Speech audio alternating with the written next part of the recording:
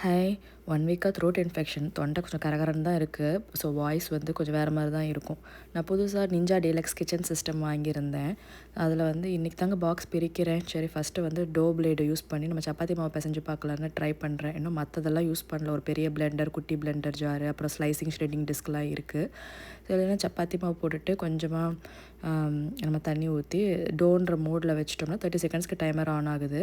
இந்த மாதிரி 2 டைம் நான் செட் பண்ணேன். எனக்கு சப்பாத்தி மாவு வந்துருச்சு. ஆனால் சத்தம் தான் பயங்கரமாக இருக்குது. நீங்களும் கேட்டு பாருங்க. நல்லா வந்து ஈஸியாக பிசைஞ்சு வந்துருச்சுங்க. ரொம்ப சாஃப்டாக இருந்துச்சு டோ. நான் கையிலேயே அவ்வளோ சாஃப்டாக பிசைறேன் அப்படின்றவங்களுக்குலாம் இது வந்து தேவையில்லாத ஒரு மிஷின் மாதிரி தான் தெரியும். ஏன்னா க்ளீனிங் பண்ணுற வேலை இருக்குது இல்லையா அந்த ஜாரு. பட் வேறு ஏதாவது உங்களுக்கு ப்ராப்ளம் இருக்குது, ஷோல்டர் மசில்ஸ் ஸ்ட்ரெயின் இருக்குது, அந்த மாதிரி பிரச்சனை இருக்கிறவங்களுக்குலாம் இது ஹெல்ப்ஃபுல்லாக இருக்கும். ஸோ க்ளீன் பண்ணுறது வெறும் லிக்விட் மட்டும் போட்டு நான் பல்ஸ் பண்ணி பார்த்தேன். அப்போல்லாம் க்ளீன் ஆகலை. கொஞ்சம் லைட்டாக ஸ்க்ரப் பண்ணி நம்ம தேய்க்கிற மாதிரி தான் இருக்குது. ட்ராபேக் என்னென்னா அடியில் வந்து நிறைய ஹாலோவாக இருக்குது. நம்ம கை ரீச் பண்ண முடியாத இடங்கள்லாம். அங்கெல்லாம் வந்து அழுக்கு மோஸ்ட்டாக சேரக்கூடாது. பட் சேர்ந்துச்சுன்னா நம்மளால் எப்படி க்ளீன் பண்ண முடியும்னு தெரியல. டிஷ் வாஷர் சேஃப் தான். பட் நான் டிஷ் வாஷரில் போடல. பாருங்கள் சப்பாத்தி எவ்வளோ சாஃப்டாக அழகாக வந்திருக்கு. இதை 1 ஹவர் கழித்து கூட நான் சாப்பிட்டு பார்த்தேன். அப்போவும் ரொம்ப சாஃப்டாக இருந்துச்சுங்க. இதோட டீட்டெயில்டு ரிவ்யூ வேணும்னா சொல்லுங்கள், பண்ணுறேன்.